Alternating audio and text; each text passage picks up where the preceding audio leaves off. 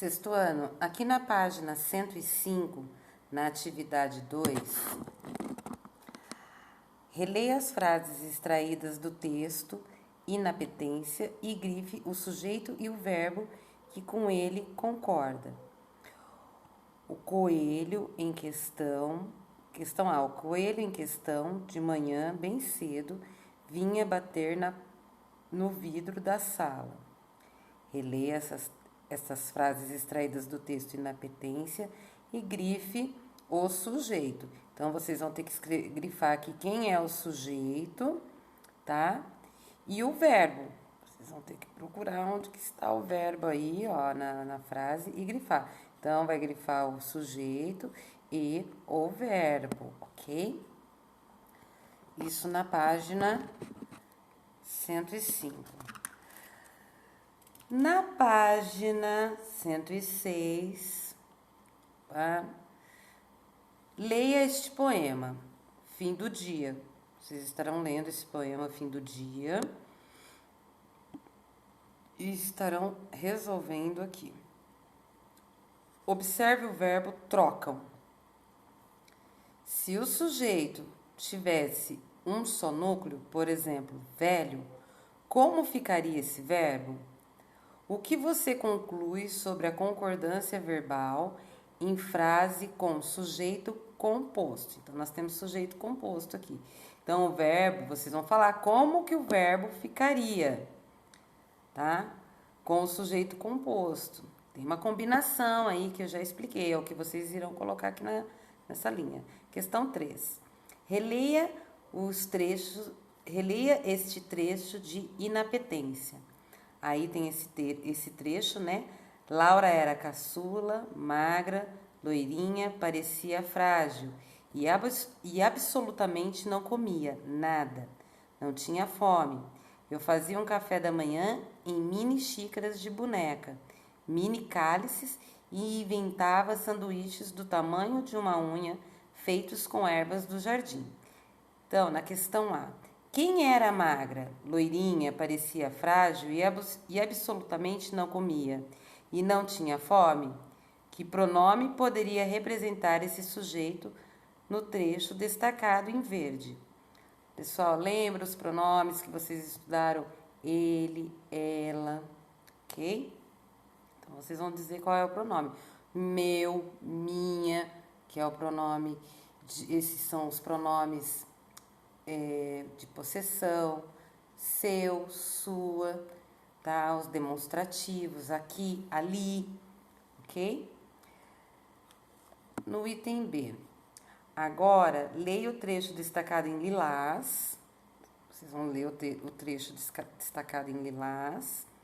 Você considera necessário a autora ter usado eu para começar a frase? Justifique.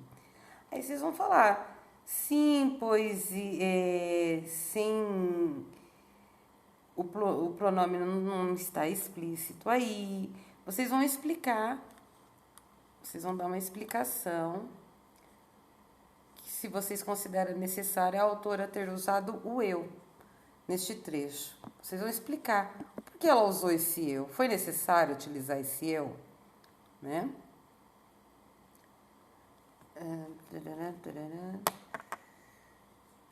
Vamos lá. Ponto final, vírgula e efeito de sentido. Isso é muito importante, pessoal. Um dos sinais de pontuação mais usado é o ponto final, que assinala o fim. Nós já conversamos isso em outras aulas. Período que contém uma afirmação. Esse sinal indica uma pausa maior que a da vírgula. Compare a leitura desta frase com vírgula e depois com o ponto final no lugar dela. Lembro do Pedro pequenininho andando de mão dada com o pai na praia e apontando uma cracas nas pedras. Lembro do Pedro pequenininho andando, ó, veja só a diferença. Vejam a diferença. Lembro do Pedro pequenininho andando de mão dada com o pai na praia e apontando umas cracas nas pedras. Olha a diferença. Lembro do Pedro pequenininho, andando de mão dada com o pai na praia e apontando umas cracas nas pedras.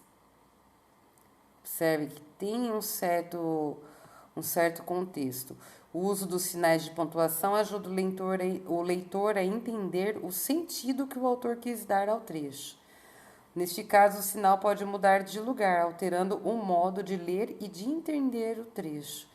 É importante, tá, pessoal? Eu já havia comentado com vocês que a mesma pontuação ela pode ser utilizada numa oração e mudar o sentido do entendimento.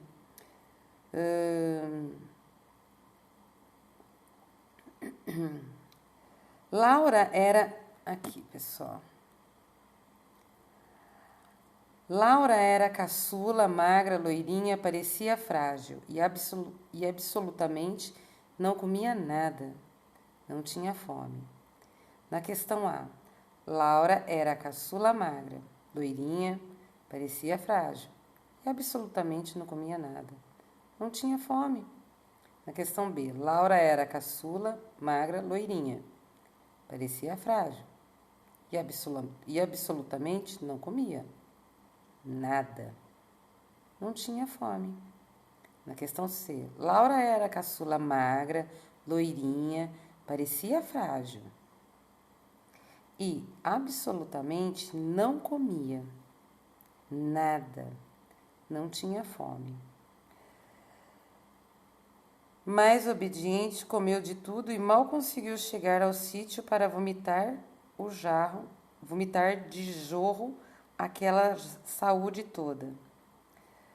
Mas, obediente, comeu tudo. Vocês observam que aqui ele escreve o texto e aqui ele já escreve o texto, colocando a pontuação. Depois de ponto vem letra maiúscula, viu, pessoal? Mesmo na mesma oração. Observem isso, fiquem atentos a isso, tá? E é o que vocês vão fazer aqui. Agora, leia esta frase pontuada de várias maneiras. O professor... Meu amigo Mário vem estudar em casa hoje. Meu amigo Mário, vírgula, vem estudar em casa hoje. Meu amigo, vírgula, Mário, vem estudar em casa hoje. Meu amigo Mário vem estudar em casa hoje. Meu amigo Mário vem estudar em casa hoje. Então, é importante vocês estarem lendo essa ortografia, ok, pessoal? Eu já volto para nós conversarmos aqui os exercícios da página 108, o ortografar, ok?